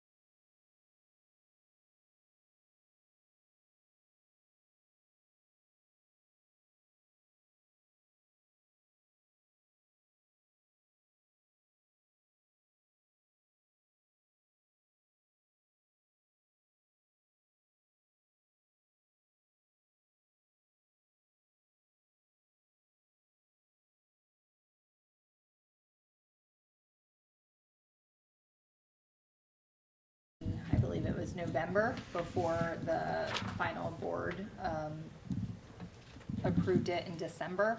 So this isn't much different. This is just it in a different, slightly different.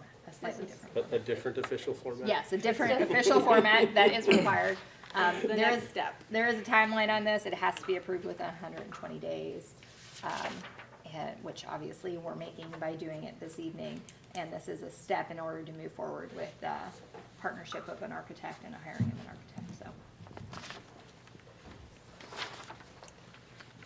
Any questions or comments?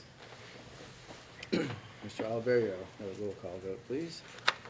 Mr. Reed, Yes. Mr. Gast, Yes. Ms. Lee, Yes. Ms. McMullen, Yes. Mr. Ray. Yes.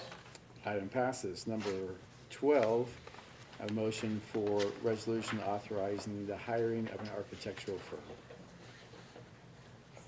I will move. Second. So is this firm done, is it selection done in partnership with the state then, or is that how this works also? Okay. They'll be at the table with us. And so is there like a bid process put out? Yes. Okay. Interview process, all that. Well, I believe in the past, there's been like a community members brought together to help consult on this. Is that still possible when you're working with the state? We didn't get into too many details of what that looks like moving forward, just that there'd be a group from the district and a group from the state that would evaluate them collectively and then make votes. What that makeup looks like, I don't exactly know. I don't know if you took anything away from the Not kickoff date. necessarily, I think we'll be in the planning of that, so, yeah, we'll learn more, Okay, communicate that. thank you. Any other questions? Okay, Mr. Oliverio, roll call vote, please. Mr. Gast, Yes. Ms. Lee, Yes. Ms. McMullen, Yes. Mr. Ray, Yes. Mr. Reed. Yes.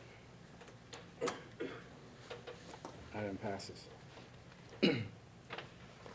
Now we have the individual administrative contracts.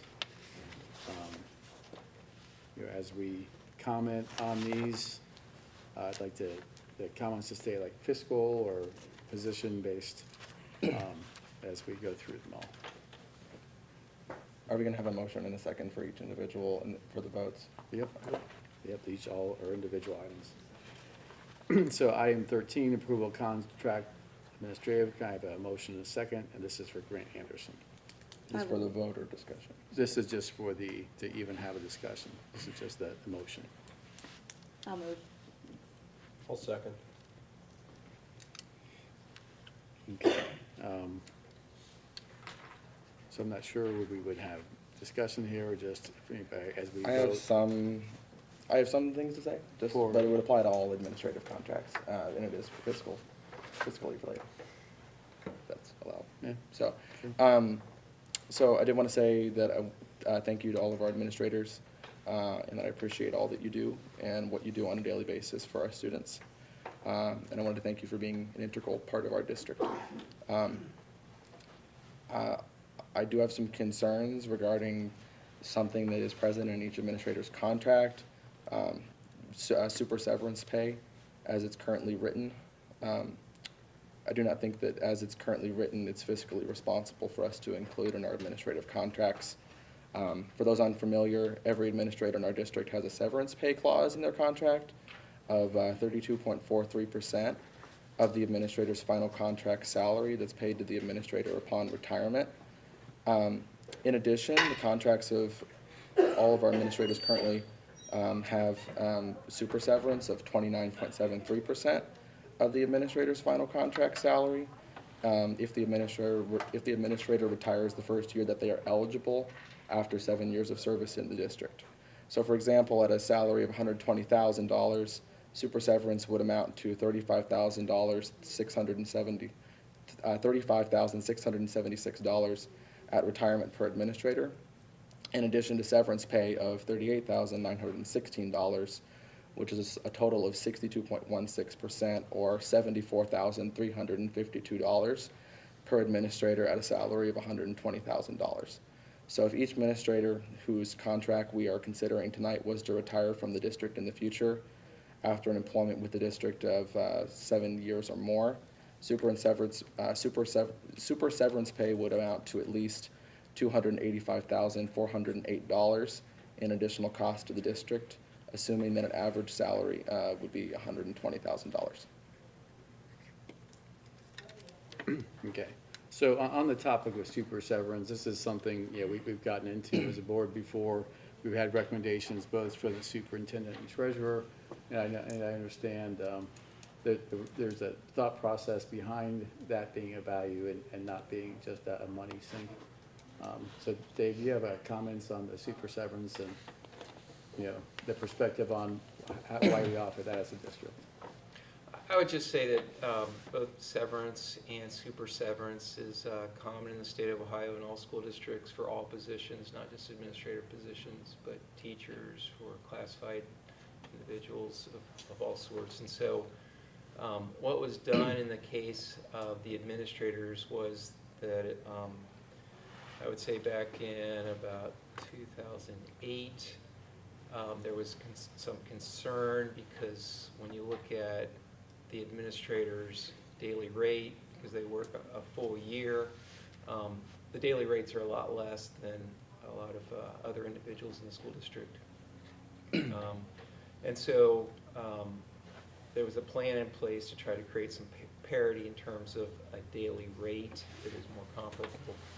And so that's where this came from and why it was brought to the school district, to the board. The board approved it, and it's been in place now for That's where super severance came from? actually both. There's percentages for both the regular and the super severance, so they are two Not different pickup. percentages. We're not talking about pickup at all. Okay, I don't see how severance would equal the daily rates out. Like super severance, I don't see how that would do it. Like one payment at the end. Well, it's just for severance, and what it does is it tries to create a severance amount that's comparable to what might be calculated for another employee classification. And how many years is the first year of eligibility? Like what's that number? So the first year of eligibility is determined by the retirement system. Currently, generally have to put at least 30 years in. So that's quite a ways down the road. If you take those severances, it does sound like a lot amount at the time, but really, it's something that you could divide over the total years of service, decide, what that cost is per year. So, it's only available for people that stay with the district for a long time. So For that- 7 years. So that Typically. additional amount is The basically. 7 years is the minimum. So what the 7 years is designed to do is to, if we were to hire somebody late in their career, that's, to prevent somebody coming in and maybe only working 2 or 3 years and getting a big severance payout. So we're looking for people that have had long-term commitment to the school district. So that amount of money is split up over the entire amount of time they've been working in or employed in the district? You Or is could that how say that works, or- earned over that period of time, not, right, but it's all So if paid you out. at split the it end. over time, it's a minimal amount. No, it's paid out at the end. When they retire, they get the whole check. I get that, but I'm saying the total amount is split up over how long they've worked for the district, is what I'm saying. So if you divide that by the number of years they've been here, is what I'm saying. It's not a whole lot. I don't know if I see it Considering they put in a that lot of way. time and effort into our district. I mean, I guess you could divide it by the years, but it seems that we have other benefits and incentives in place that are already acknowledging that. So, I'm not sure I'm seeing it that way. It is a benefit we offer our administrators. Our administrators, a lot of them make daily rates that are lower than our teachers in the classroom, and they give up a lot of time beyond the school day, as do our teachers and staff. I don't want to minimize that in any way, but I will say retaining good leadership does matter to a district in a way that every time we have to rehire an administrator, there is a cost associated with that. And I would argue that cost is less than that $200 some $1,000s if we have to replace even 2 administrators over the course of their career. So if we can maintain to a place of, especially right now, I can say, maintain a high-quality leaders, there is benefit to that. And it's an incentive, and it is, and there's a cost to it for sure, if they retire from us. But the benefit of having them and that longevity and the consistency in leadership, I think, is probably hard to calculate in cost. So for the contracts being considered tonight as a whole, how many of those contracts would the people enter into the first year of eligibility such they could even exercise the Super Sevens? Well, nobody currently is in retirement age of anybody entering into contract renewals. Okay. I would also say there are other contracts that are currently not being renewed that are administrative that would continue to have them in, because the board approved 2 of our APs that were hired last year at Finneytown Elementary. They currently have that in their contract for another year as well. So it is something that currently exists in other contracts that are not being brought to the board tonight. So if we wanted to end it, we can never end it, is what you're saying? I'm not, Well, but if there's gonna be, because if we have to give it to everybody tonight, then the APs, when it comes up on them next time, we'll say we have 13 other staffers that have it. So I don't see that as a reason to take it out of discussion, or not be able to discuss it, because people get their contracts done every year. I'm just so- sharing that fact of that there's others.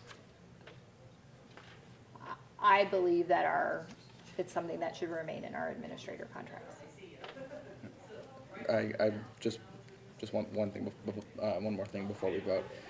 So I said as it's currently written, so there might be room as far as my consideration for some sort of other option. Just not the 7 years of service and that very large payout. I personally don't think it's great optics. So if the reason is, and I can look at numbers and I can see, okay, our administrators are compensated less overall, if that can be sprinkled throughout, if assuming that was the case, might be more comfortable with that. But that's just kind of where I am, and my vote in no way is personal toward any of our administrators. Our administrators are fantastic, love you, appreciate you, but that's just how I feel about this particular part of the contract. So, Dave, with regards to, and I'm not sure how this works out, but somebody who, if we were to replace somebody who'd been here 7 years, what's, and they're in retirement time, so I'm imagining they're probably their peak earning. Would the next person come and fill out that spot, would they typically come in at a lower salary? Well, the 7 years, again, that's really not the goal. Right.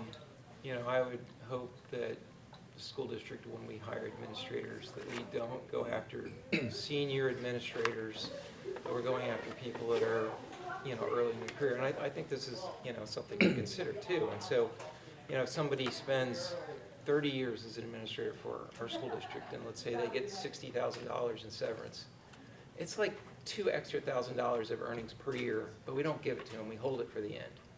Okay, so, something to think about.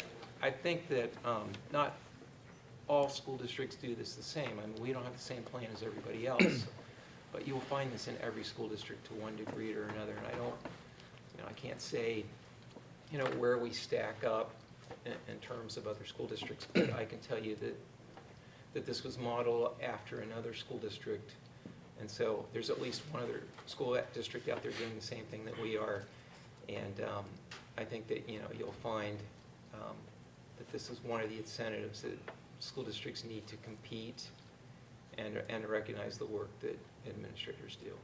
No, but if I understand correctly, it's only for the first year they're eligible, is that correct? So in the first year, they're eligible, they get super severance. If they don't exercise in that year, then it drops down to a lower level.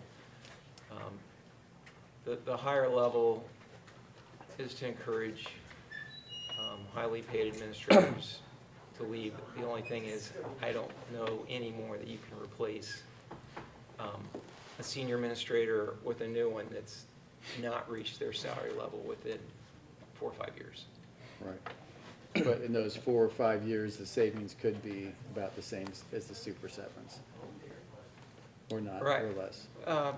Right, that's the whole idea, right? Yeah, so part of the idea additionally is, people have a 1-year opportunity to retire with a probably their peak earning, and we can bring somebody in, maybe not a whole year less, but it'd be somebody less, and that difference would kind of pay for itself over the years from when they hire the younger administrator, most likely, because there's not really a benefit. So you can bring in a lower paid administrator by encouraging somebody, hey, and if they don't retire that first year, then it is gone. So it is a way to bring in. Drops back down to a lower So it's a level. way both to respect people, encourage them to stay, as well as have an opportunity to bring in somebody at a lower salary to replace them. Mhm. Okay. I remember that part of the discussion that hadn't been said tonight, so I just wanted to make sure I had that right. Okay. Okay, any other comments? I think these are generally covering all of them right now. Is that, well, there might be some other specific ones later. Okay. So is everybody ready to vote for Grant Anderson then? So are we keeping the language in the contract? The contracts are I as think they that are we right now. can- We can't change the contracts tonight. They're being presented as is tonight. Okay, so roll call vote. Ms. Lee, I oppose the super severance in item 13, and I am voting no. Ms. McMullen, Yes. Mr. Ray, I oppose the item 13 super severance language. Mr. Reed, No. Mr. Gast, Yes. Item does not pass. Okay, item 14, a motion for item 14, approval of contract administrator for Jen Dunn, Assistant Superintendent. I'll move. I'll second. Any additional discussion?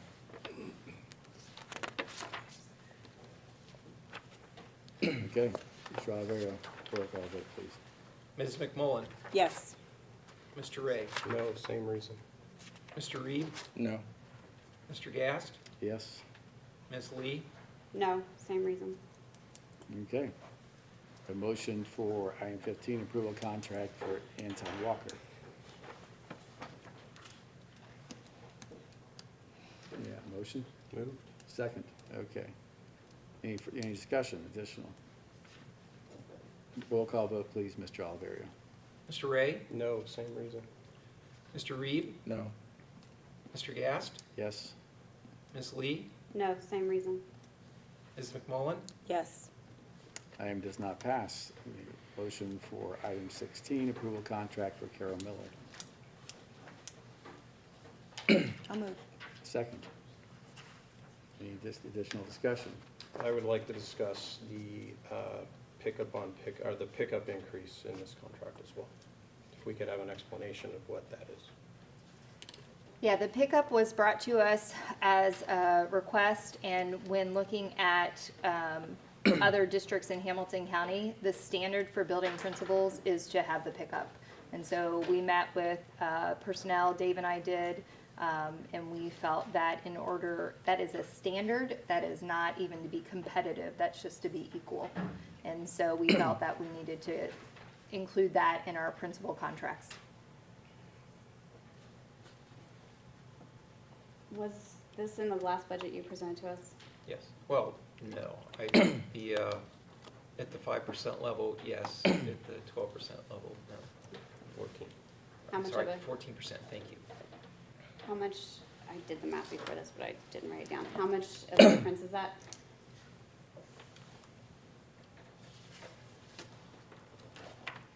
Right. It's about $7,000 to $9,000. It's right at It's more than that. 10,000 for, Okay. And that's for each of them, so well, it's less. not quite double, but yeah. Well, because it's 14.5, The about difference is 9% 9% increase. 9% of the salary. I guess it's 10,000. Really close to 10,000. Yes, you're right. Yeah. Yeah, it would be between 9 and 10% of the salary. individual, which this would be applicable to. And I would just remind, that is standard for all principals. In the CHL confirmed, most principals in Hamilton County. So we've been saving money up till now. And I will say I did talk with you about that, and Why I are we understand just that. catching it now, if that's the case? Because we've had cases before where administrators, because it's public, go and find the information and bring it to us. So this was brought to us by one of those administrators. It's not the first time the boards had to react to underpaying somebody by mistake. And I was encouraged to hear that the administrator felt comfortable talking with you about that. So my vote isn't based on that.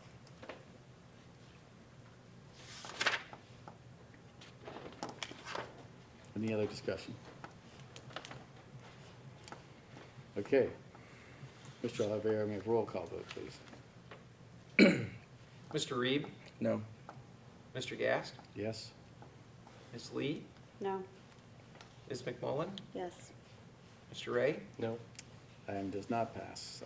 Item 17, approval of contract administrative. Eric Muchmore, you have a motion? I will move. Second.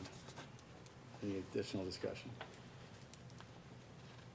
Okay, roll call vote, please, Mr. Oliveira. Sorry, Tony, I'm gonna, I've expressed no on Eric's contract before, and it's going to be for the same reasons. And with the lawsuit that we settled, reading the stuff, I'm adding that onto my reason, no voting for Eric. I don't think our school district, one, should have the position. I don't think we're big enough to have it. I think we should have it as our ethos and our how we do everyday living, culture and climate should be addressed, but I don't think we're big enough for the position.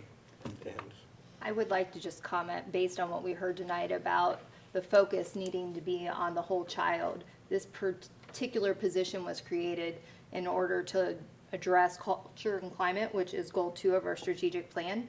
And so without this position, we would not be able to do some of the work we're doing. And so I would just ask the board to consider that and the work that is being done by Eric in that position. And I don't know what it would look like without that position. So in addition to that role in there, there's other work mixed in, so is the administrator count different because of this in your office? No, it's stayed the same. Okay.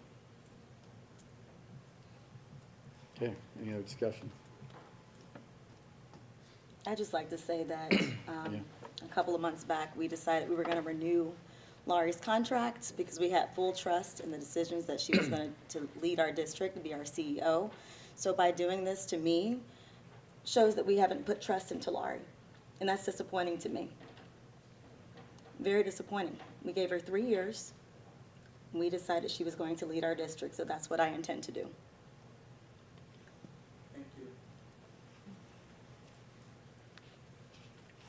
Thank you, Shalicia. Thank you for all your comments here tonight. Okay, so roll call vote, please, Mr. Oliveira. Mr. Gast, Yes? Ms. Lee, No, and it's not only item 13, but the same reasons I gave in June when we talked about this position. I think it's a position that our school really shouldn't have. Ms. McMullen, Yes. Mr. Ray, no? Mr. Reed, No. Okay, item does not pass. The motion for 18 approval contract for Lisa Samuel. So moved. Second. Any additional discussion? Mr. Oliveira, roll call vote, please. Ms. Lee, No. Ms. McMullen, Yes. Mr. Ray, No? Mr. Reed, No. Mr. Gast, Yes, item does not pass. Item 19, approval of contract for Meredith Baker. Need a motion? So moved. Second. Any other discussion? Mr. Oliveira, roll call vote, please. Ms. McMullen, Yes. Mr. Ray, No? Same reasons. Mr. Reed, No. Mr. Gast, Yes. Ms. Lee, No. Okay. Next, number 20, approval contract administrative for Anita Ruffin. Need a motion? So moved. Second. Any further discussion? Roll call vote, please. Mr. Ray? No. Mr. Reed? No. Mr. Gast? Yes. Ms. Lee? No. Ms. McMullen? Yes. Item does not pass. The motion for number 21, approval of contract revision for Jessica Martin. I'll move. Second. Any discussion? So now, these are the contracts that the super severance is already in. And we can't make alterations to contracts right now. What we're asking right now is for the percentage increase. That's all that's on. I just want to say, if I would have known about this last year, it would have been a different discussion probably. And that's the only reason for the inconsistency on my end. And I can say that if there's a special meeting tomorrow with slight adjustments, I would vote yes on pretty much every other contract. The only other contract that I would be voting no on would be the Director of Culture and Climate. I just did not agree with the creation of that position a year and a half ago. I've wrestled with it. It's been something that has pained me for a year and a half because I think Eric Muchmore is fantastic. He's doing a fantastic job as best he possibly could in the position. I just don't feel that it's necessary.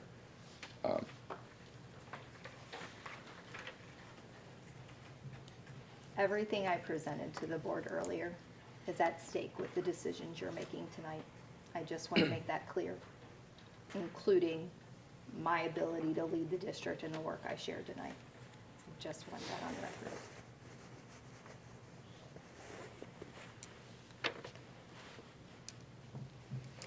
I just want to say be prepared for some setbacks. I think it's going to really set us back. It's not a public meeting. Yeah, I think Community it's, meeting. Sorry, I'm Yeah. having a hard time sitting here. yeah, it's going to set our district back tremendously, and that just devastates me. All the work that they've put in over the last year has been phenomenal.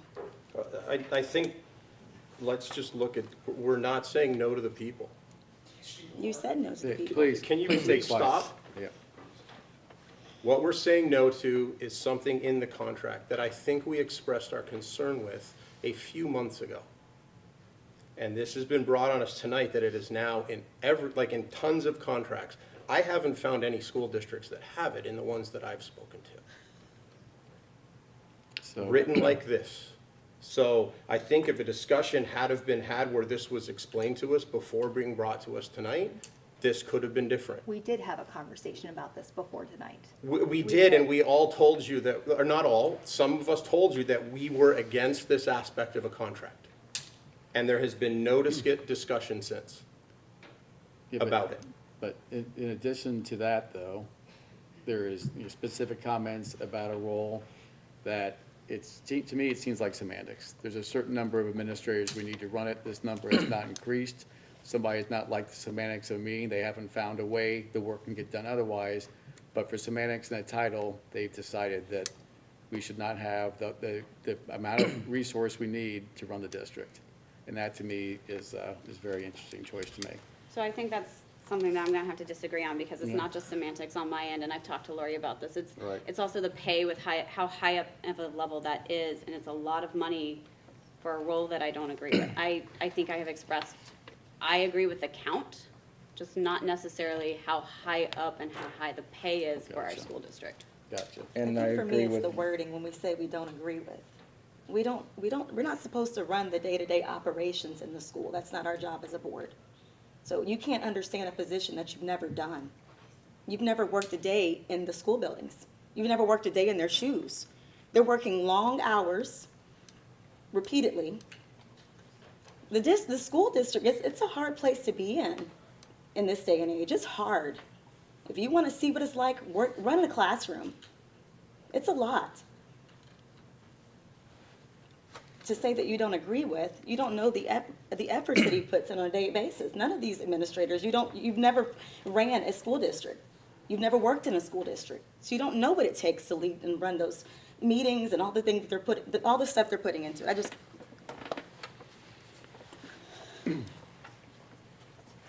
Sorry. So, one thing I'm curious about is, we're talking about fiscal, Mr. Oliveira is involved in this, and there's value and there's cost. And it seems like Mr. Oliverio, he's learned a bit about education over the years, and he's seen the value in these roles. So I know that everybody can have their own opinion. I'm trusting the person who needs the work done and how it needs to be done, person who's seen a lot of education costs over time, and has not come to us once said, this one salary is so high, I can't possibly justify the value being brought by this individual. And I rely on him to do that. So that's, to me, why, might seem like a yes man. No, I am somebody who knows I will not understand that. I, voted for a superintendent, and I have a treasurer who's, I'm believing in their expertise to not be narrowing in on something else. That's just where I am on it. And we all get to have our perspective on that. For 21, 22, 23, I didn't even know that these were going to be on the agenda. I just missed these particular. Yeah, these are increases, they are not new contracts. They're contract revisions. Okay. I didn't even know they were. Yeah, the same percentage increases that everybody else has been So getting. we did these in May or June of last year, so we can have conversations. I thought we were pretty clear and at least should have had another conversation. At least had more of a reasoning for it and why it's there, and it never came. It came in the contracts tonight, so I was opposed to it then. I haven't had time to process what I've just been told tonight. So I think this could have been, I think it was known that it was going to be an issue that may cause problems, and I think a conversation should have been had about it. Maybe not just with the personnel committee, but with the board in an executive session, because that's something we can't talk about in an executive session.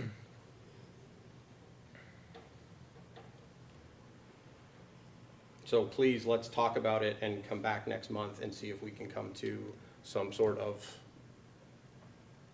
agreement. With me, again, it's not personal. It was something that I was against, and it's never been brought up again to me. So I'd say actually tomorrow, or sometime soon. yeah. Tomorrow can't happen. Yeah. I know. Right. Yes. Okay, so 21, I believe we had discussion. Are we ready for a vote? Please. Mr. Reed? I don't even understand. This what- is I'm just voting on a I'm raise. sorry, I just pay. wasn't even prepared to even look at it. This is the same percent increase we've been giving It's the fine. administrators. It's the same. It's fine, I just didn't even. Right, it's the same So, raise that the yes. teachers got, so, Mr. Gast? yes. Ms. Lee? Yes. Ms. McMullen? Yes. Mr. Ray? Yes. Item passes. Item 22, need motion for approval of contract revision for Chad Yergin. I will move. Second. Any discussion? Roll call vote, please. Mr. Gast? Yes? Ms. Lee? Yes. Ms. McMullen? Yes. Mr. Ray? Yes. Mr. Reed? Yes. Item passes. Approval of contract revision. I need a motion for item 23, approval of contract revision for David Oliveria. Move. Second. Any discussion? Roll call vote, please. Ms. Lee? Yes. Ms. McMullen? Yes. Mr. Ray? Yes. Mr. Reed? Yes. Mr. Gast? Yes. Item passes. Okay, 23, review of action steps.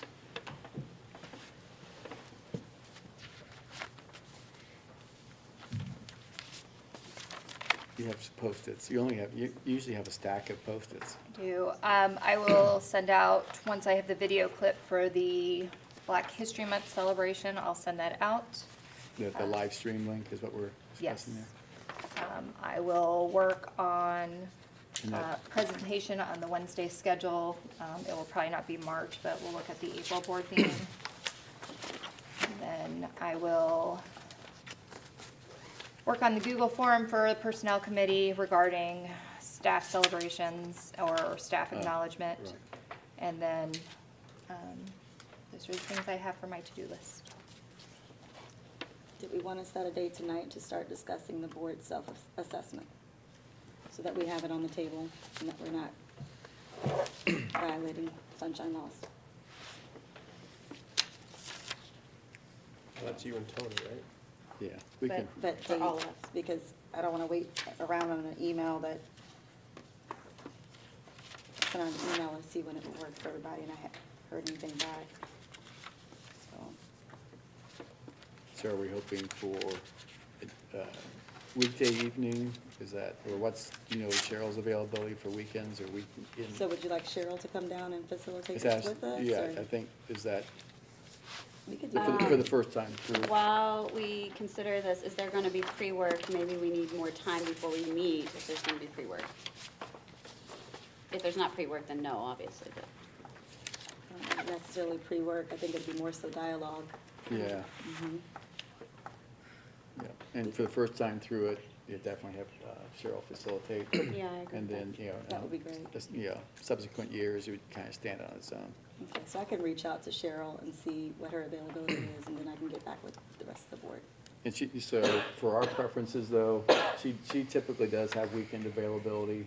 Is it Saturday better for people, or is there too many sports things involved? Where's our head on that, so we can even ask her what her availability is? Yeah, weekends for me. Are it's bad tough with- or better?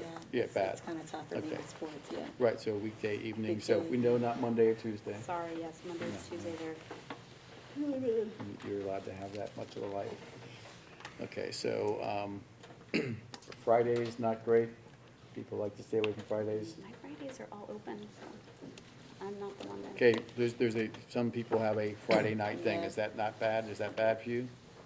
That's fine. I can It make can it be. work, No, I no, don't no, like you don't weekends. have to When make my it Friday work. night comes, I'm ready to, Okay, so we're Friday's looking for, Friday's not good for me, but. great. Then Wednesday or Thursday? Sure. We're talking this week, No. next week? We'll see Not what a Cheryl's Wednesday or available. I'll see Thursday? what I would Cheryl say has. avoid next week because of, PTA and Personnel Committee meet next Wednesday. Yeah, this coming Wednesday is not. Yeah, the first is, it doesn't A matter, we Wednesday could or do a Thursday couple is fine weeks. in the future. Okay, so we'll shoot for that, see what Cheryl's availability is and circle back. okay. Thanks, Jalecia. Anything else? Okay.